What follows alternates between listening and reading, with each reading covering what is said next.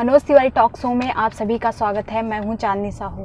आज हमारे साथ मौजूद है अपना दल इसके एक युवा नेता किशन सरोज जी। किशन सरोज जी प्रदेश सचिव हैं अनुसूचित मंच के और जिला हरदोई के प्रभारी भी हैं। उनके राजनीतिक करियर के बारे में हम उन्हीं से जानते हैं। सबसे पहले आपका किशन जी हमारे टॉक शो में बहुत बहुत स्वागत है।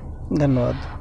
आप एक युवा नेता हैं और युवा राजनीति में क्या क्या बदलाव ला रहे हैं इस दौरान, आप इस बारे में क्या कहना चाहेंगे कि क्या क्या बदलाव युवा ला रहे हैं राजनीति में? देखिए मैम, सर्वप्रथम मैं ये कहना चाहूँगा कि पार्टी का जो शीर्ष नेतृत्व है, बहन अनुप्रिया पटेल जी ने हमें प्रदेश सचिव पद पे जो नियुक्त किया है और हरदोई का जो प्रभारी बनाया है, पार्टी के मैं बहुत ही आभारी हूँ। अपने शीर्ष नेतृत्व को बहुत बहुत धन्यवाद करता हूँ। आपने जैसा पूछा कि युवा का जो विचार है, युवा का जो बदलाव है राजनीति में, बढ़ते हुए राजनीति में, तो हम ये कहना चाहेंगे कि आज जो नज़रिया है, जो सोच है, वो बदल रही है। जैसे कि युवा जो होता है वो सोचता है, दूर तक सोचता है, लेकिन स्वच्छ राजनीति अभी जो युवा लोग हैं उनके मन में बहुत सारे विचार अभी भी नहीं आ पा रहे हैं। क्योंकि युवा ज़रूर हैं, हम राजनीति में हैं, हमारी सोच एक अलग है, हम सोचते कुछ और हैं, लेकिन कई अदर पार्टियों की मैं बात कर रहा हूँ, जैसे कि जो उनके जो शीर्ष नेतृत्व में लोग बैठे हैं वो युवाओं की भावनाओं को नहीं समझ पाते हैं। इसलिए जो है सर्वप्रथम ये कहना चाहूँगा कि जो युवा है आज जो है 100% जो है अपनी सोच बदल चुका है।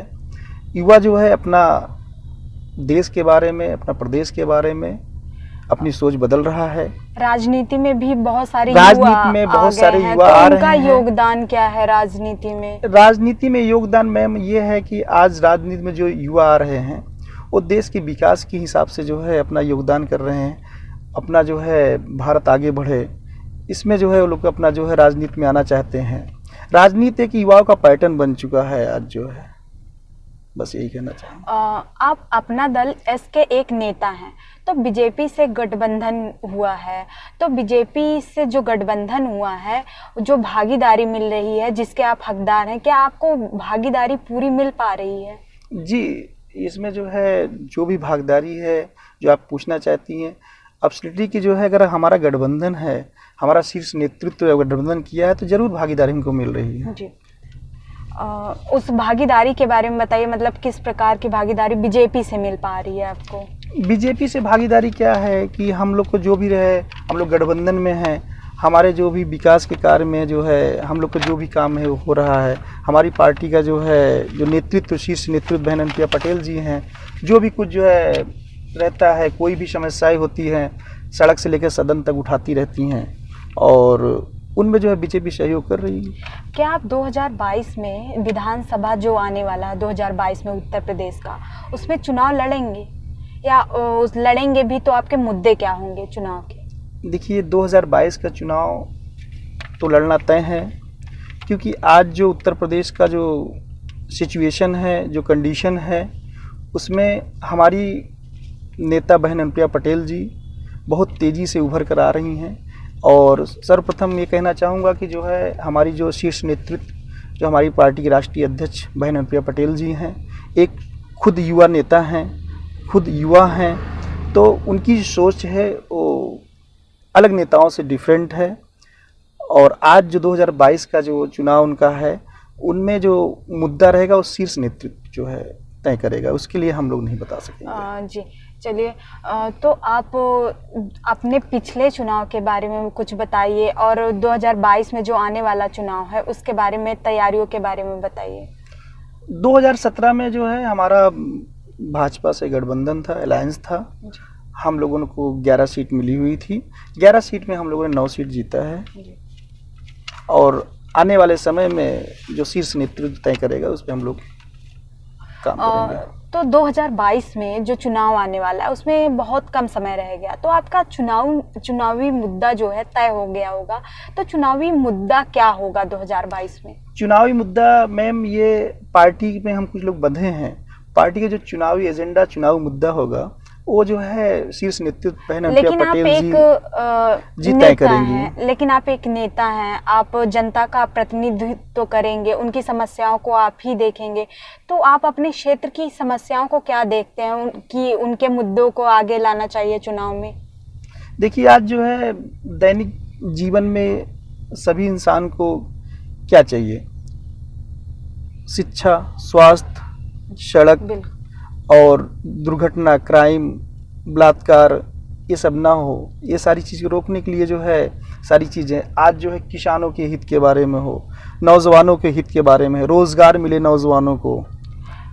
जो प्रदेश में जो अपराधीकरण बढ़ रहा है, इस पर आप क्या कहेंगे? सरकार मतलब कितना सफल हुई है, इस पे कितना सफल हुई है, इस बारे में क्या कहेंगे? देखिए, अपराध तो मैम जो है किसी की भी जो है गवर्नमेंट रहती है, अपराध जो भी है वो तो कुछ न कुछ दायरे में होता रहता है, लेकिन जो है अपराध का जो ग्राफ है वो तेजी से ना बढ़े और सरकार उस पर जो है अंकुश लगाए, हम यही कहना चाहेंगे। 2022 का जो चुनाव है उसमें बहुत कम ही समय रह गया है, 1 साल से कम ही समय का वक्त बचा है, तो प्रदेश में आपराधिक की जो घटनाएं हो रही हैं जगह जगह पे, वो बहुत ज़्यादा बढ़ गई हैं। तो अनुप्रिया पटेल जी उन आपराधिक घटनाओं पर जो लगाम लगाने के लिए बहुत कम आगे आती हैं, इसकी वजह क्या है? नहीं, हम इसके लिए आपको बताना चाहेंगे कि बहन अनुप्रिया पटेल जी एक ऐसी युवा नेता हैं जो आपराधिक मामलों में, चाहे कहीं का भी जो बलात्कार हुआ हो, हत्या, लूट कहीं भी हुआ हो, वो हमेशा आगे आकर चढ़ बढ़ के उस पर हिस्सा लेती हैं, उस पर जो है विरोध प्रदर्शन करती हैं और न्याय दिलाने का कार्य करती हैं। क्योंकि आप देखी होंगी इसके पहले कई सारी जो घटनाएं हुई, आप जो है संसद भवन में उनको उठाते हुए देखा है और बलात्कार पे उन्होंने बोला है और हमेशा बोलती है। आप ये नहीं कह सकते कि वो जो है आगे आती लेकिन नहीं। बहुत कम ही मामलों में वो लगाम लगाने के लिए बोलती हैं, अपनी आवाज़ उठाती हैं। तो चलिए ठीक है, आप जो मौजूदा समय में अपराधीकरण बढ़ा है जी। उस पे आपको लगता है कि सरकार सफल हुई है या सरकार को उस पे और ज़्यादा लगाम लगाने की ज़रूरत है? देखिए, उत्तर प्रदेश सरकार जो है सफल भी हुई है, उसने लगाम लगाया भी है और कोई भी सरकार ये नहीं चाहती कि हमारे जो है राज्य में जो है कोई आपराधिक जो है घटना हो। तो निश्चित रूप से जो है सफल हुई है। आपराधिक घटनाएं जो हुई है उसको कड़ी से कड़ी कार्रवाई भी जो है उत्तर प्रदेश सरकार ने किया है। आप अपना दल एस की राजनीतिक भविष्य को किस प्रकार से देखते हैं? आपकी नज़र में अपना दल एस का क्या भविष्य है राजनीति में? हमारे लिए तो जो है एक ही नेता है, सिर्फ अनुप्रिया पटेल जी। हम तो अपना दल का भविष्य जानते हैं कि 2022 में हमारी बहन श्रीमती अनुप्रिया पटेल जी उत्तर प्रदेश की कमान संभालें और उसके लिए हम लोग को दिन रात मेहनत करना पड़ेगा, हम लोग दिन रात मेहनत करेंगे। आप 2022 के चुनाव को किस प्रकार से देखते हैं? क्या इसमें बदलाव होगा और अपना दल एस का उसमें क्या महत्व होगा, क्या भूमिका रहेगी अपना दल एस का? अपना दल एस के साथ पूरा युवा जुड़ चुका है, पूरा उत्तर प्रदेश की आवाम, पूरे उत्तर प्रदेश की किसान, पूरे उत्तर प्रदेश के नौजवान, बेरोजगार सभी जो है बहन श्रीमती अनुप्रिया पटेल जी के साथ में है। क्योंकि युवाओं की धड़कन अनुप्रिया पटेल जी बन चुकी हैं। क्योंकि आज आप जैसे जो है युवाओं के बेरोजगारी के बारे में संसद में उठाना, जो है आरक्षण के बारे में बोलना और कई घटनाओं पर उन्होंने प्रकाश दिया, किसानों के हित के बारे में बात करना। आज जो है पूरे संसद भवन में एकमात्र अनुप्रिया पटेल जी हैं जो नौजवानों की, किसानों को, कमरों की, पिछड़े शोषितों, मजलूमों, माइनॉरिटी की बात करती हैं। और आप देखिए पूरे संसद भवन में उसके अलावा कोई आज तक आवाज़ नहीं उठाता है। इसलिए आज पूरा युवा बहन अनुप्रिया पटेल जी के साथ में है जी। आप और निश्चित रूप से उत्तर प्रदेश में 2022 में बदलाव आएगा। आप मतलब बेरोजगारी और जो शिक्षा की कमी और किसान के मुद्दे को कैसे देखते हैं? उसमें बेरोजगारी और किसानों का जो है प्रतिशत जो बढ़ता जा रहा है। हाँ, बिल्कुल बढ़ता जा रहा है। आज बेरोजगारी दर बढ़ती जा रही है, किसान जो है आत्महत्या उसकी ज़्यादा से ज़्यादा संख्या में होती जा रही है। निजीकरण का जो है ज़्यादा जो है इस वक्त चल रहा है। तो आप निजीकरण के बारे में क्या कहेंगे? निजीकरण मतलब अच्छा है जो सरकार ला रही है, या फिर उससे फायदा होगा या नुकसान? आप इस पर देखिए, क्या विचार रखते हैं? निजीकरण आपका में क्या क्या विचार होता है, निजीकरण में यही होता है कि जो सेल्फ है, आज जो नौकरी में है, रोजगार जिनको मिलना चाहिए उनको रोजगार नहीं मिल पा रहा है। और निजीकरण जो है कुछ मामले में ठीक भी है, कुछ मामले में ठीक भी नहीं है। जैसे आप कोई उदाहरण दे सकते हैं? जैसे कि जो है अभी सारी एजेंसियां, जैसे अभी आप समझ लीजिए निजीकरण का ये कहा जाए, अभी जैसे जो है बिजली विभाग का जो मुद्दा जो है उत्तर प्रदेश में चला, उत्तर प्रदेश में निजीकरण करने के लिए हड़ताल की है। अब उसको जो है जो 10 साल 15 साल से जो जॉब कर रहे हैं, नौकरियां कर रहे हैं, अब उनको ये लगता है कि हमारा जो है ये जॉब खतरे में है, हमको हटा के जो है किसी दूसरे को रख दिया जाएगा। तो कुछ मामले में जो है लोगों के अंदर भय भी है और कुछ मामले में खुशी भी है। निजीकरण का एक और मामला है, अभी रेलवे जो है निजीकरण में भी आ गया। जो भोपाल का सबसे पहला निजीकरण रेलवे स्टेशन बना है, वहाँ पर जो प्लेटफॉर्म का टिकट होता है वो 5 रुपये ना हो के 50 रुपये है। तो आप इसे कैसे देखते हैं? क्या हमारी जनता इसे इस तरह के निजीकरण को कर पाएगी? इसके बारे में बहन अनुप्रिया पटेल ने बखूबी बताया है। उन्होंने जो है इस पे विरोध भी किया है। ये केंद्र की जो है राजनीति है, केंद्र की जो है सरकार है। अब वो लोग डिसाइड जो करते हैं उसमें हम लोग कुछ नहीं कह सकता, क्योंकि जी महाराष्ट्र और झारखंड और बिहार के चुनाव को देखते हुए क्या आपको लगता है कि गठबंधन का जो विचार है उस पे अपना दल इसको फिर से विचार करना चाहिए? देखिए, ये शीर्ष नेतृत्व का काम है, इसमें हम नहीं बता सकते हैं। शीर्ष नेतृत्व का जो है उनका रहता है। शीर्ष नेतृत्व जो हम लोग को जो है कहती हैं, हम लोग वही काम करते हैं। और हम लोग तन मन धन मन से पूरा अनुप्रिया पटेल जी के साथ में हमेशा खड़े रहते हैं। अगर वो 12 बजे रात में बोल दें कि यहाँ खड़े हो जाए तो हम लोग खड़े रहते हैं। और पार्टी को हम लोग बढ़ाने का जो है पूरा। और जनता की समस्याओं को आप किस प्रकार से देखते हैं? जो आपका जो क्षेत्र है काम का, जो चुनावी क्षेत्र है, उनकी समस्याओं को आप किस प्रकार से देखते हैं? देखिए, जो क्षेत्र की जनता की जो समस्याएं हैं, समस्याएं तो निरंतर रहती हैं। समस्याएं किसी की जो है कम होती नहीं है। समस्या तो आज नहीं कल हमेशा बना रहता है। लेकिन तो समस्याओं का उन्हीं समस्याओं को दूर करने के लिए अपना नेता चुनती है जनता। तो आप उससे किस प्रकार से देखते हैं, मतलब उनके समस्याओं को दूर करने के लिए? देखिए, जो है नेता चुनती है जनता, जो है जनता के हम एक तरह से कहा जाए तो उनके नौकर ही हैं। और जनता की जो है सेवा करना ही हमारे लोग को जो है कर्तव्य और परम धर्म है। जैसा कि जो नेता का यही कर्तव्य भी होता है कि जो है जनता की जो है हर दुख सुख में, उनके हर मुसीबत में हमेशा साथ खड़ा रहे, उनके हर आवाज़ को जो है उठाए और उनके जो है हर दुख सुख में जो है अपना हिस्सा और उनके जो है दर्द को बांटे। 2022 में किशन सरोज जी अनुप्रिया पटेल जी को जो अपना दल एस की मुख्यमंत्री के रूप में देखना चाहेंगे? जी बिल्कुल देखना चाहेंगे। उत्तर प्रदेश का पूरा जो बागडोर उनके हाथ में हम लोग जो है देना चाहते हैं और जो है उनको शीर्ष नेतृत्व करते हुए हम देखना चाहते हैं उत्तर प्रदेश में।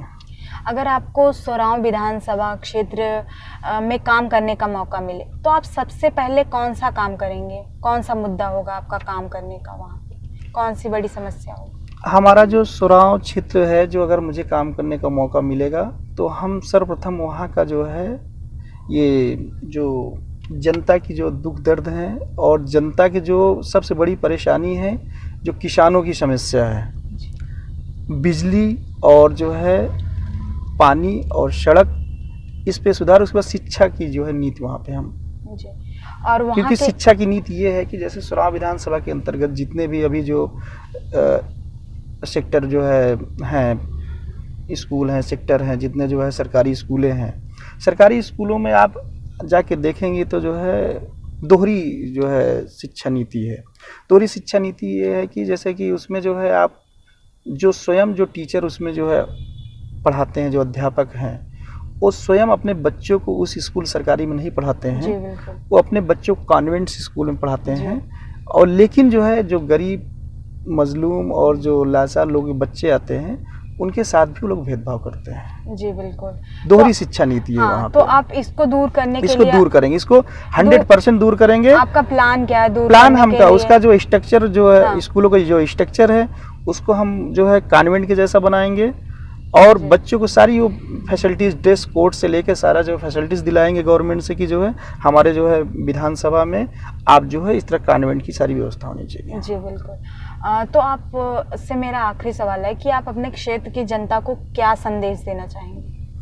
हम अपने क्षेत्र की जनता को यही संदेश देना चाहते हैं कि आज जो है युवा जाग रहा है, किसान जाग रहा है, कमेरा समाज जाग रहा है, क्योंकि आज युवाओं के साथ, कमेरा समाज के साथ, किसानों के साथ बहन अनुप्रिया पटेल जी हमेशा उनके साथ हर कदम साथ खड़ी मिलती हैं।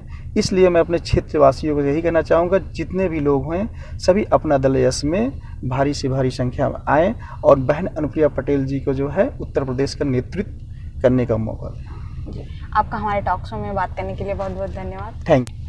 आज हमारे साथ मौजूद थे अपना दल एस के नेता किशन सरोज जी। किशन सरोज जी ने बताया कि वो अपने क्षेत्र में शिक्षा, रोजगार और किसान के मुद्दों पर काम करना चाहते हैं। उन्होंने बताया कि वह अपने जो क्षेत्र के सरकारी स्कूल हैं उन्हें एक नया रूप देना चाहते हैं। वो उन्हें कॉन्वेंट जैसे स्कूलों के रूप में तब्दील करना चाहते हैं। हम आगे भी आपको ऐसे ही जनप्रतिनिधि से मुलाकात करवाते रहेंगे। तब तक के लिए दीजिए मुझे इजाज़त।